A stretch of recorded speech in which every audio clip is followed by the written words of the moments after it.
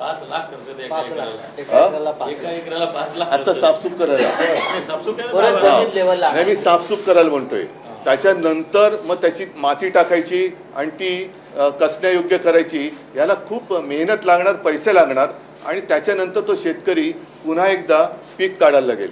पण 2-3 वर्षही याच्यात जात असल्यानंतर आत्ता जे शेतकऱ्याच्या डोक्यावरती कर्ज आहे तो शेतकरी कर्ज फेडणार कसा? ज्या विद्यार्थ्यांची, ज्या मुलाबाळांची पुस्तकं, वह्या वाहून गेलेली आहेत, म्हणजे शेतकऱ्यांनी, कोणत्याही शेतकऱ्यांनी स्वतःच्या मुलाला शाळेत सोडायला इलेक्ट्रॉनिक व्हेकल घेतला असं माझ्या वाचनात आलेलं नाही. तो इलेक्ट्रॉनिक व्हेकल तर सोडा, त्यांच्या मुलाची जी काही वह्या पुस्तकं वाहून गेलेली आहेत ती पुस्तकंसुद्धा कशी घ्यायची या चिंतेमध्ये आहे.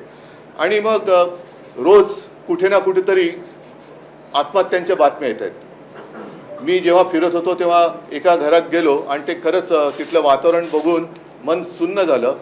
ती बातमी आपणही वाचली असाल, आपल्याच माध्यमातून आम्ही सुद्धा ती बातमी पाहिली, वाचली.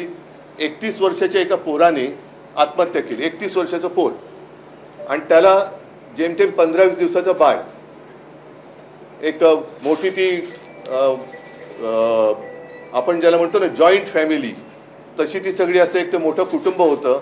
हा करता करविता पोरगा, डोक्यावरती हे सगळं कर्जाचं ओझं. त्यांना विचारलं मी कर्ज किती, तर 2 लाखाचं कर्ज. आता ही जी काही त्यांची थट्टा चाललेली आहे, भले मुख्यमंत्र्यांनी जाहीर केला असेल, पण माझ्याकडे कागद आहे की गेल्या 2-3 वर्षातली जवळपास 14,000 कोटी रुपयाची जाहीर केलेली मदत अजूनही शेतकऱ्यापर्यंत पोहोचलेली नाही, अजूनही पोहोचलेली नाही आहे. त्याच्यानंतर 2017च्या कर्जमाफीची अजूनही प्रतीक्षा आहे. त्याच्यानंतर आमचं सरकार आलं, मी कर्जमुक्ती केली, कालबद्ध पद्धतीने कर्जमुक्ती केली, त्याच्यातले पैसे त्यांना मिळाले देखील. आणि इतरही वेळेला ज्या ज्या वेळेला संकट आलं आम्ही पंचांग काढून नाही बसलो. जे आत्ता मुख्यमंत्री म्हणतात मला याच्यात राजकारण आणायचं नाही, पण जर का केवळ शेतकऱ्यांना न्याय त्यांचा मिळवून द्या, त्यांना मदत करा असं बोललं, याच्यात जर का मुख्यमंत्र्यांना राजकारण वाटत असेल मग जरूर ते राजकारण त्यांनी समजावं. याचं कारण आपणही बघितलं असाल की मुख्यमंत्री तिथे गेल्यानंतर ज्या शेतकऱ्यांनी मदत नेमकी कधी आणि किती करणार एवढं विचारल्यानंतर ते बाबा राजकारण करू नको आणि त्याच्यामागे पोलीस लागले. मग ही कुठली लोकशाही आहे, कुठलं सरकार आहे, कशासाठी तुम्ही राज्य करताय? ही विविध नैसर्गिक आपत्तीमध्ये झालेल्या नुकसानीकरता मंजूर करण्यात आलेल्या निधीची यादी आहे आणि ती साधारणतः अवेळी पाऊस पासून ढगाळ वातावरण व सततचा पाऊस, सतत धार ज्याला म्हणतो, अतिवृष्टीमध्ये आहे, चक्रीवादळ आहे, हे साधारणतः मार्च 23 पासून गेल्या काही वर्षातली आहे. ती 14,000 कोटी, 13,000 काय 800 काहीतरी कोटी, म्हणजे साधारणतः 14,000 कोटीची जाहीर झालेली रक्कम अजून त्याच्या हातात मिळालेली नाही आहे. आणि म्हणून आमची मागणी अशी आहे की या शेतकऱ्याला सरसकट कर्ज मुक्त केलं पाहिजे.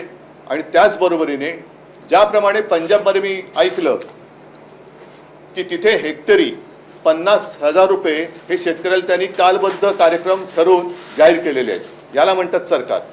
तसंच महाराष्ट्रामध्ये सुद्धा एक आहे ना, पंजाबमध्ये 1600 आणि हिमाचलला 1500 कोटीची मदत पंतप्रधानांनी केली, अजूनही आपल्याकडे केलेली नाही आहे.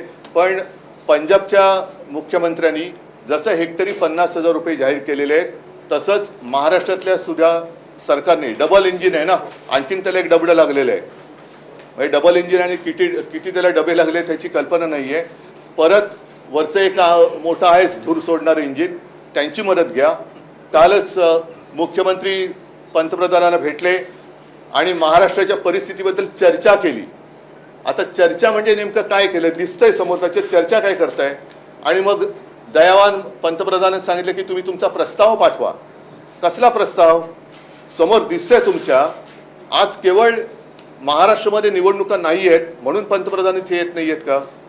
बिहारमध्ये निवडणुका आहेत म्हणून पंतप्रधानांनी बिहारमध्ये आत्ताच निवडणुकीच्या पार्श्वभूमीवर तिथल्या महिलांची मतं मिळवण्यासाठी 10,000 रुपये त्यांच्या खात्यात केंद्राकडनं टाकलेले आहेत. 75 लाख महिला. 75 लाख महिला.